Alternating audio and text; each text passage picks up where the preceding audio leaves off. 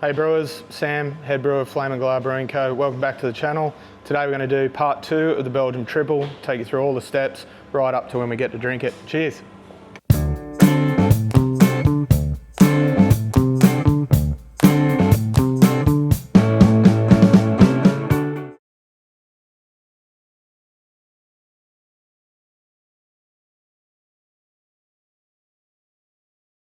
Today we're going to break down part 2 into a couple of different sections.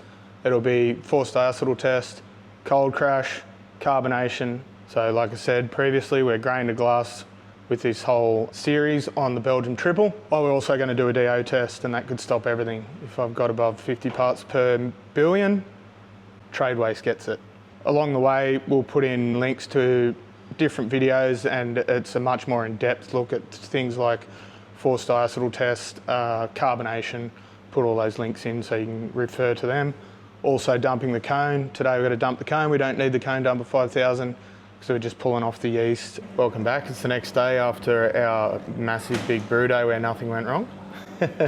We're going to take a sample and just make sure fermentation's underway correctly.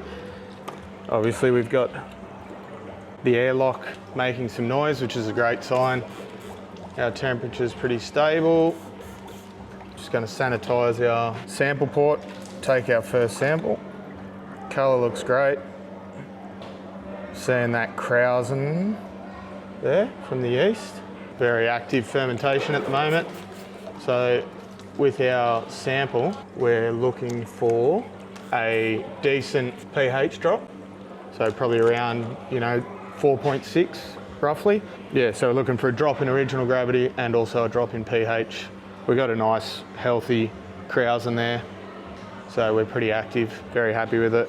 Smells good, still like wort. Young beer, good old Viking beer. So we'll go over to the brew desk and we'll have a look at our pH and our gravity. And also our pH. Probably we're going around 4.7, 4.6, 4.5 we've got. So we've got that pH drop, which is what we're looking for, and something wrong with my density meter. Everything is just breaking, eh? Okay, so we've just cleaned our density meter with deionized water. We're going to take a sample.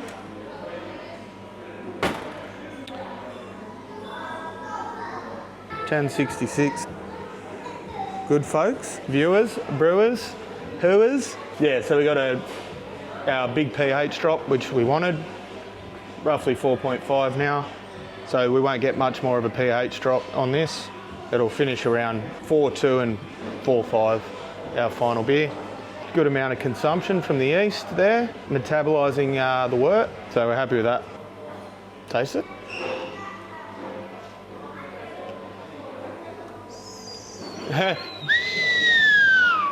Plenty of sugar left there. Plenty to go for the ladies to metabolise. You have a swig? That looks fucking like... Looks great, looks like a blonde. We've got that. Smell the raisins straight away. Yeah, raisins straight away on the nose already. Still a lot of residual sugar though at the moment. So she's a bit of a Viking beer, young beer. But as we looked the other day, yesterday, when we had a look at our BE 256, we had a look to the fruit, so those raisins, that's what we're getting straight on the nose. The yeast is the standout in the beer, it's very good. Good start anyway, brewers. All right, brewers, so we're now performing a forced diacetyl test. So we're going to split the sample on the Belgian Tripel. So we've got a control, then we're going to grab a trusty 5-litre bucket and some hot liquor from the hot liquor tank. So we're going to go 80 degrees, 20 minutes. Set a timer for 20 minutes. 20 minutes starting now. Thanks, Siri. Brewers, we've had 11 days of fermentation. So now we're performing a forced diacetyl test. We're checking that the yeast have mopped up all the diacetyl production during fermentation. If you want to go back and have a look, we do a full in-depth look at a forced diacetyl test. That's in a video right here. If you want to go back and check that out, it's very informative. It dives into how diacetyl is produced and then how the yeast metabolize the diacetyl as well. Once we've passed the diacetyl test, we'll top our tank pressure and then we'll cold crash to 0.5 degrees. That's 20 minutes, brewers. Want to chill it as fast as we can. Ice and probably like a litre of water, and then we're going to put it in the cool room. So that's the forced diacetyl test complete. So we've chilled our Belgian Tripel down. Now we've got our control and our experiment, and we're just going to do a sensory evaluation. All we're looking for is diacetyl. If it's diacetyl free, we've passed the test, we can move on to the next steps. It passed. All right, brewers, click on the other video, go check it out. Whoop, whoop. So let's rip in and cold crash, then come back tomorrow. Start again. The whole thing? Yes, please.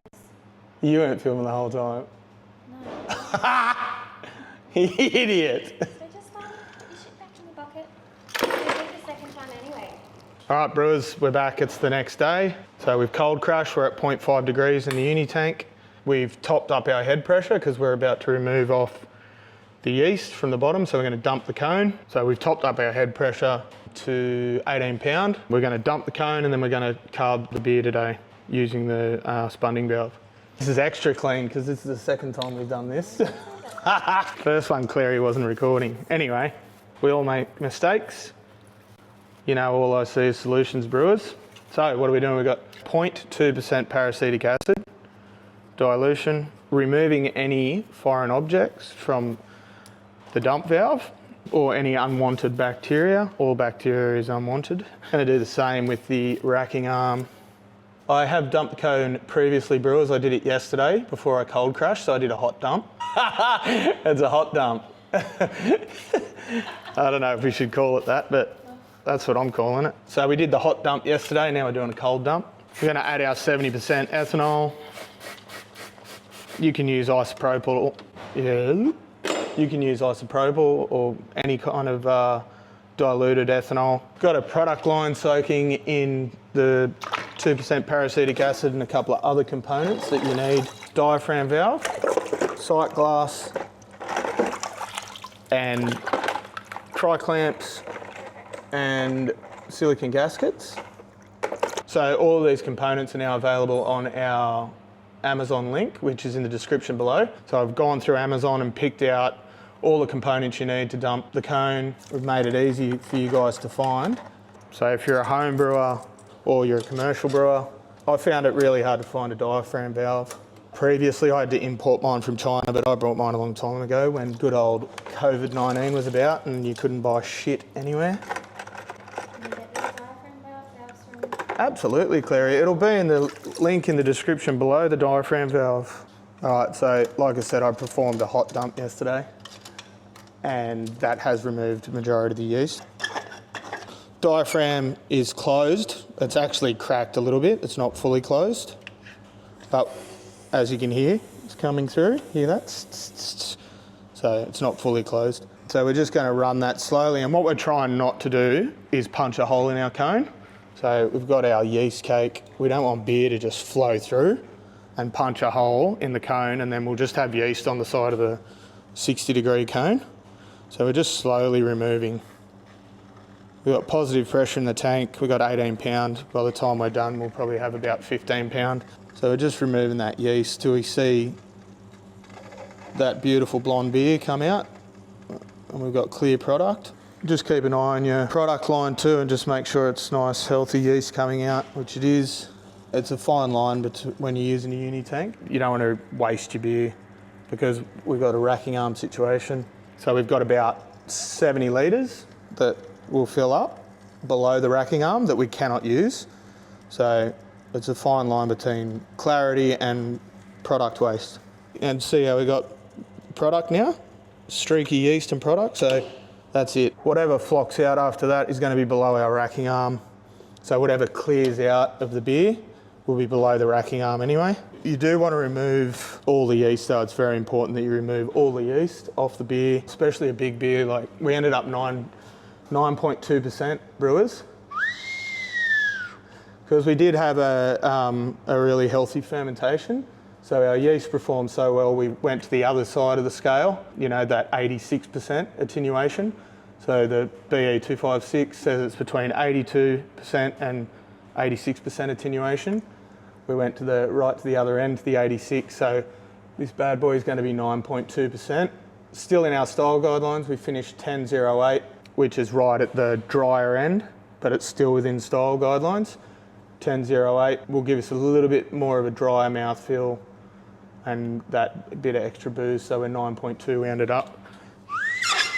Big beer, so I'd say most of this is going to go to package. We might keg off a bit, but most of it to package. Just going to put a bit of paracetic on that.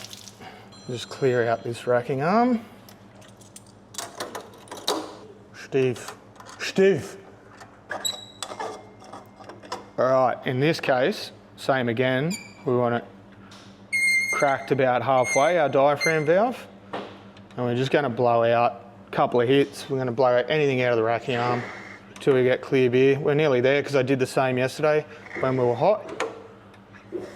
What a beautiful colour that is. That will clear out, obviously, a lot more, but what a beautiful colour. And I can smell the clove, banana, yeah, just those Belgian yeast character. And it is the standout in this beer, the yeast. All right, clean up your fucking grub. So now we'll just clean up our uni tank. We'll also re-sanitize our valves, and I'll do an in-depth tutorial on how to dump a cone. Go check that one out.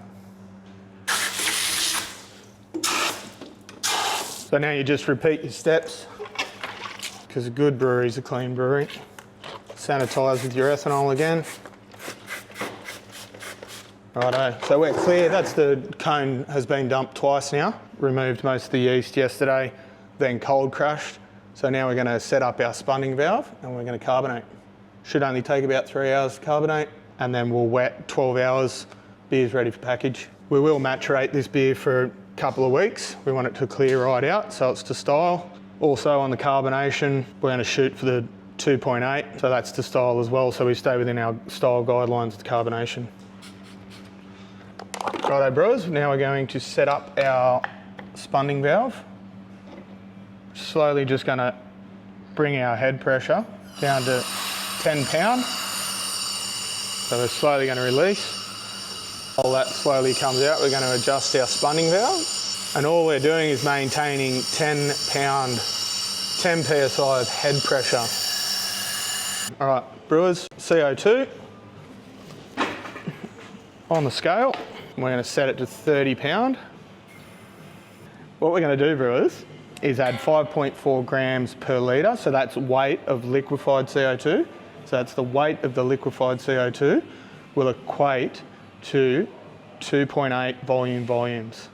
So 5.4 grams per litre of liquefied. So grams by weight of liquefied CO2 equals 2.8 volumes. So if we've got 1 litre of beer, so 5.4 grams per litre equals 2.8 volumes of gas. So remember, we're going liquefied to gas.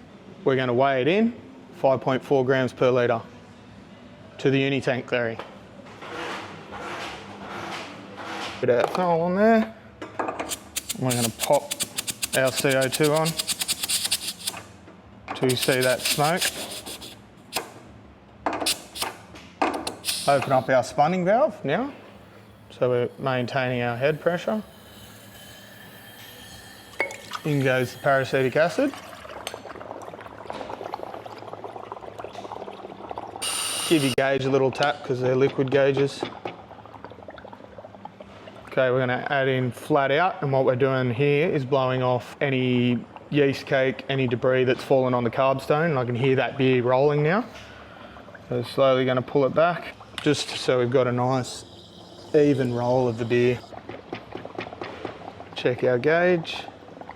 We're going to maintain that 10 pound, and so this is just a temperature and pressure calculation. Temperature, pressure, volumes by weight in grams per litre. So 5.4 grams of liquefied CO2 equals 2.8 parts of gas CO2. So we do a really in-depth tutorial on how to carbonate beer. You want to check that one out? I'll also put a link in the description below for a carb stone and a spunning valve. So let's take our numbers now. So our starting weight's 72.85, and then our target weight will be. So in this case, remember brewers, we diluted right back and we ended up with about 1,300 litres. So we removed roughly 50, so we're 1,250 litres. We're getting a bit high there. So this is why you always put your starting weight on your tank as well, because you can get distracted like that. So it's a fine line. We want to maintain our head pressure. We know our temperature is maintained by the glycol. We're set at 0.5, so 0.5 degrees with a head pressure of 10 pounds, going to give us 2.8 volumes. Quickly show you our temperature and pressure calculation. 0.5, 10 pound, 2.8 parts, 2.8 volumes. So you can get that anywhere on the interwebs. So like I said, we had 1,250 litres total product, 5.4 grams per litre, 6.7 kilos.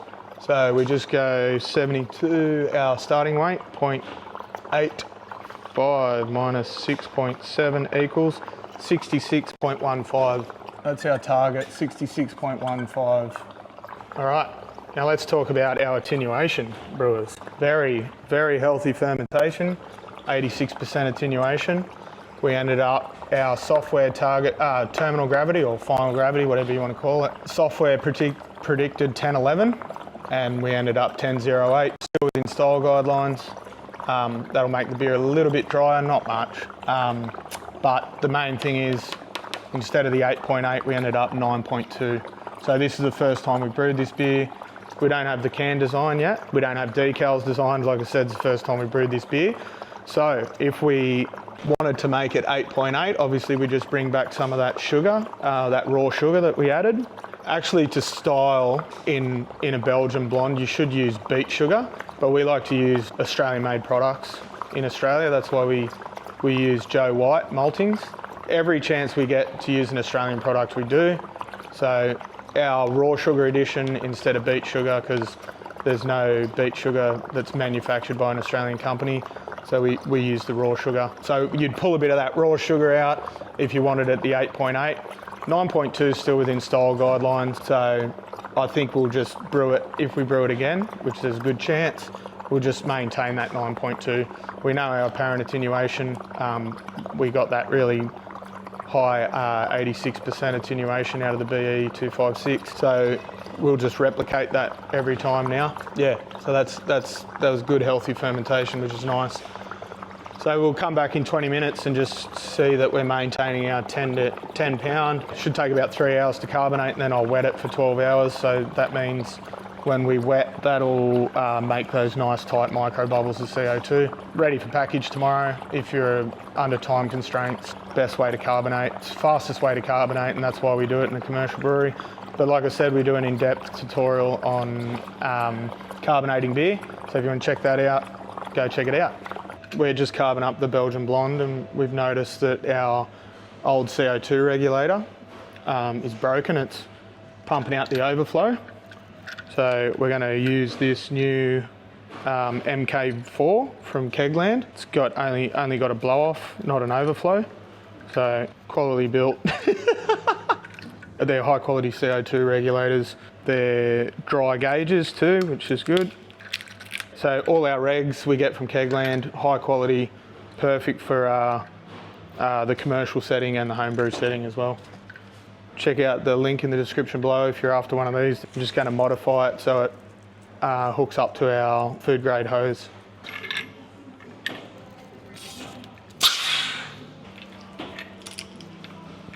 This is an old Keg King MK3 reg. It's what we used to use, but now we use Kegland MK4s in the brewery. So I'm just going to put on the commercial fitting now. Just going to clean this up, grab some tape and also some of this shit, which is just an adhesive. It's going to clean your thread right back. It's riveting entertainment, isn't it? Brewers, remember when you put thread tape on, you thread on the tape the opposite way to your thread, hot tip. Otherwise it'll just thread off. Look at that thread, beautiful. So we've just put our commercial fitting on. It's got a KPA setting and a pound setting and a bar setting. All dry gauges, good for 4,500 PSI. Kegland MK4. Link in the description below, full sellout. Now brewers, we need to purge our line because we've replaced regulator, MK3, in the bin. So we choose Kegland. All right, we're back into the Belgian Blonde. So we're just gonna purge our line, any oxygen pickup that we had.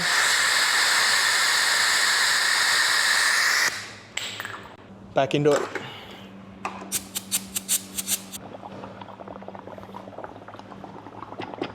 Righto, we're back into it. We'll come back and perform our 20-minute checks in 20 minutes.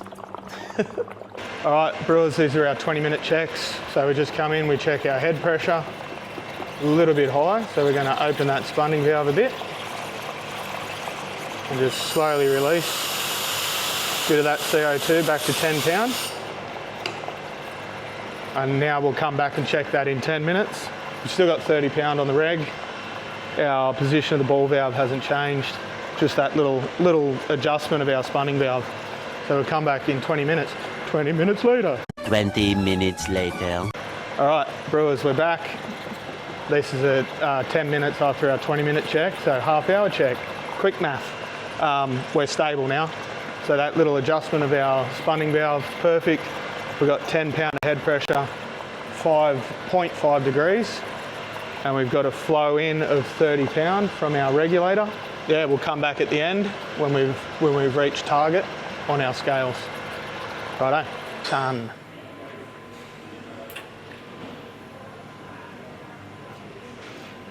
Nearly there, brewers. It's like watching paint dry. Whoop whoop. We're done. Chilla!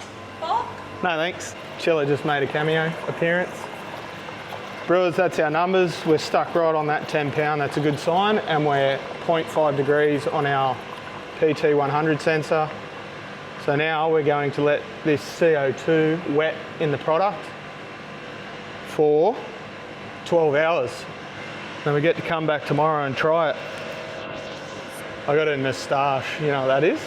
When your nose hairs start to go into your mo. Need to trim them up, brewers. Anyway, that's it for today. Back tomorrow to try it. We're obviously going to have to maturate this Belgian triple for at least 3 weeks. But what I'll do, I'll taste it every day. No, not every day. Every sort of 3 or 4 days I'll taste it and we'll just judge when it's ready, when the clarity's to style. Yeah, I'd love to fork. 2,000 years later. All right, brewers, we're back. It's a month the Belgian Blonde has been in the tank for, and that includes fermentation. So we 20th of the 2nd, put it in there, and it's now the 24th of the 3rd, so a bit over a month.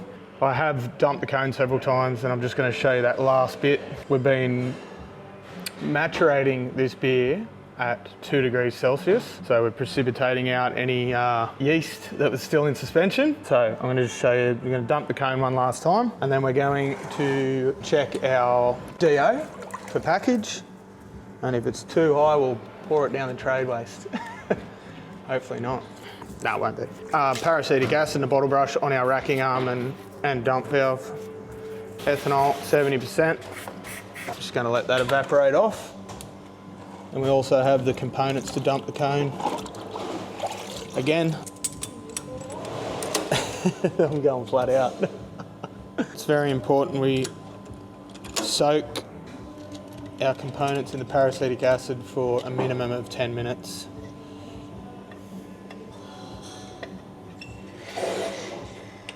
Now we want to be careful again, we don't compact that cone and just blow through that yeast cake. There's small amounts left in the beer now. This is probably the 4th time I've dumped the cone. Got that diaphragm valve quite constricted at the moment. See that last bit of yeast. Just going to clear that racking arm one more time. That's it. Beautiful Belgian blonde. All right, brewers, get rid of that yeast down into the trade waste. Ethanol back on our valves. We're going to do our final DO check before we package. And this is the one that gets recorded on the tank. We've watched it throughout the maturation process. And now we're going to do our final check. Right, Bev's been in the cool room.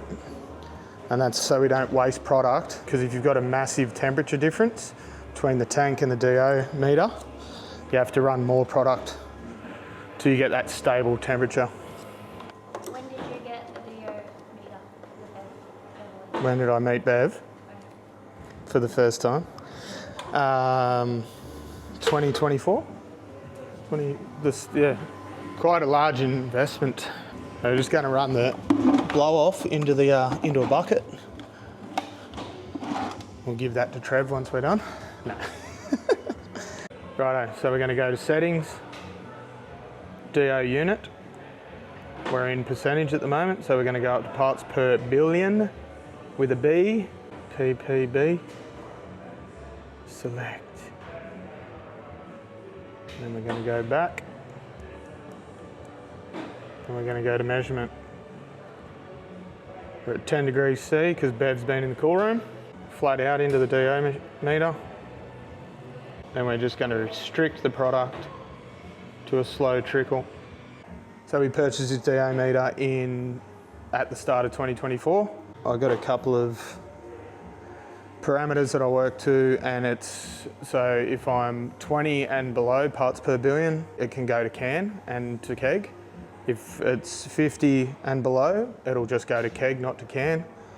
And if it's above 50, the trade waste gets it. It's never been there. Never been there, you're right, Claire.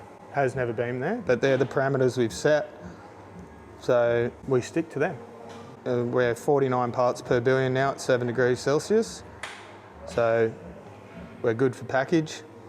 So like I said, I want it below 20 if it's going to go to can, because we get a larger pickup with the when the product's canned. We get a larger DO pickup. So 22 parts per billion, 6.4 degrees C, 19. We're good for can brewers. And this is where this bad boy is going to go, because it's 9.2%. And we don't want people falling over themselves in the brewery. They can do that at home where there's no RSA. All right, we're starting to stabilise there at 6. BPB, 5. Pretty stable there, so very happy. I should be talking to that camera or that camera? Which camera? Action. So we ended up with 7 parts per billion, so below 10, very happy with that. It takes the product, dissolved oxygen sensor in it, so the product passes through it and then becomes stable at temperature.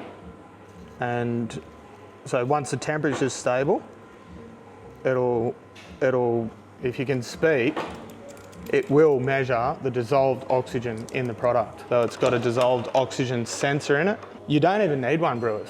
It's a waste of a lot of money. No, it's not a waste. It's, in the commercial sense, you're mad if you don't have one. You know what you send in the package, and you know it's right when you send it to package. But also, if you get a third-party canner in and you pick up a massive amount of DO, you've got to log and say, oh, well, it came out of the tank. We had 7 parts per billion. And if we do a package test and it's really high, we know we picked it up somewhere along the way in the canning line. That yeast smells amazing, by the way. We'll give that to Trev, eh? Grab a schooner. Nah, trade waste. Not a lot of waste of product there as well. Happy with that. 7 parts per billion, brewers. Righto. Now we're going to clean our DO meter, and then we might sample this sucker. What do you reckon, Clary? We're doing a hot rinse through the DO meter at the moment, just straight out of the uni tank. Claire's going to show you that with the camera. We run a hot rinse through, and every probably third use of the DO meter, I'll run a caustic loop through it.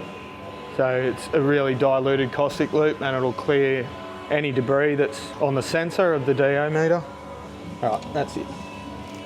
Now we're just going to clear the DO meter with CO2. Everything's annoying me, eh? Today, everything, brewers, is annoying me, including, but not limited by, that. Quite a low setting, PSI, about 10 pound, and we're just going to run our CO2 through, clear any liquid or hot liquor that's left in the DO meter. That's it. Clear. Back in Bev's box, put Bev back in the box. Switch him off. I can also show you, if you want to see it, how we calibrate Bev. Leave a comment below and I'll show you how we calibrate Bev. So, do us a favour for the camera lady brewers. Like and subscribe. Makes the hard days when you don't want to film, it really shows your appreciation for the channel, and it'll help us grow the channel. And I might be able to pay the camera lady one day, but I doubt it. I'll take all the profits. Now the fun bit, brewers. Let's taste this bad boy. It's 2 o'clock, so we're gonna have to drink out of a beaker.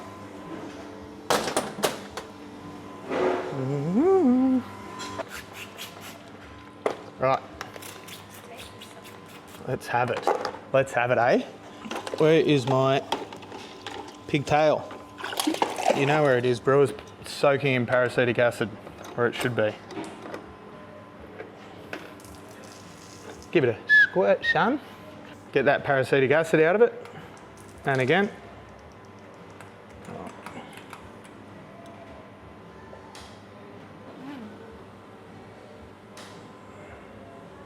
That's him. Looks good. Great colour. Happy with that. Pigtail back in the peracetic acid. The uni tank gets full attention, Claire, before I get to have a beer. Beautiful. I get banana, clove, a lot of bubble gum from the east. It's great. Great colour. Very happy with it. Good carbonation. You can't really tell in the beaker. Oh, I can smell the ethanol too. It reminds me of St Bernardus brewers. Very happy. Happy with that.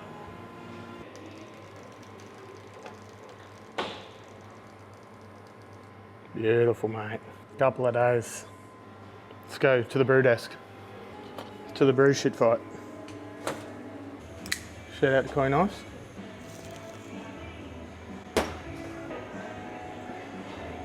Beautiful. So bubblegum, clove, raisins, and then you get that warmth of the ethanol at 9.5%. High carbonation, nearly 3 volumes of carbonation on it. You can't even swirl this because of the how small and stingy the glass is. Let's compare the pair.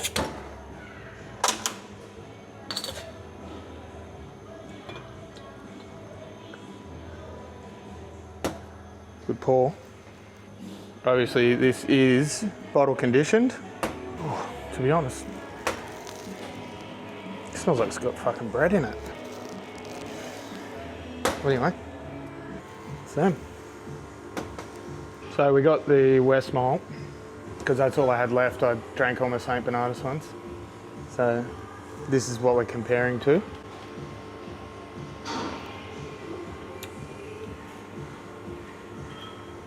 Nice, it's a little more muted, which you'd expect. Ours is fresh out of the tank. We've lost a little bit of carbonation running through the pigtail, but ours is much more vibrant and fresh, with more yeast in suspension. So we're getting more bubblegum and clove and banana aromas as well. Whereas the Westmalle is just muted a little bit, but you know, with beer, fresh is best. Pack date on this, was 12 months ago. So, you know, and it's also come all the way from Europe. This is 10 metres away in FV11. Very happy with the result. Very similar sort of flavour profiles. It's just the West Mole's a little bit more muted. So very happy with the end result. Yeah, if you brew to the style of beer and stay within the guidelines and make your numbers, your beer's going to be fine. I do have a pilot system, I just choose not to use it. And in saying that, I don't have anyone to answer to except Claire. Just go for it. Probably the main reason is I've got to answer to myself when it's shit. Whereas I understand if you work for someone using raw ingredients and materials and you waste them and they end up down the trade waste, I get it. Use your pilot system. There's nothing wrong with that. To be honest, it's probably a smarter way to do it. So this is it, brewers. The final test before we package. Beautiful thick mouthfeel. On the flavour you get raisins, toffee from that sugar, that raw sugar adjunct addition. Get toffee and then you get that esophageal burn from the 9.5%. So that ethanol. Where are you going to drink them? Where am I going to drink them? This is a, what would you call it, a nightcap. Brewers, send you to bed, son, kind of beer. So we're going to package most of it, not this canning run, on the next canning run. The girls are doing, the ladies designing the can at the moment, ain't you, Clary? We might do a short on YouTube when it'll be an interesting canning day because you have to sample every can. No. It will be on tap soon at the brewery, that's why we got these little glasses. That's it, that was second part of the Belgian Tripel. That's what it takes, brewing's a process, remember that, brewers. Anyway, like and subscribe if you haven't already, helps us grow the channel. See you on the next vid, hooroo. Cheers, brewers. End result.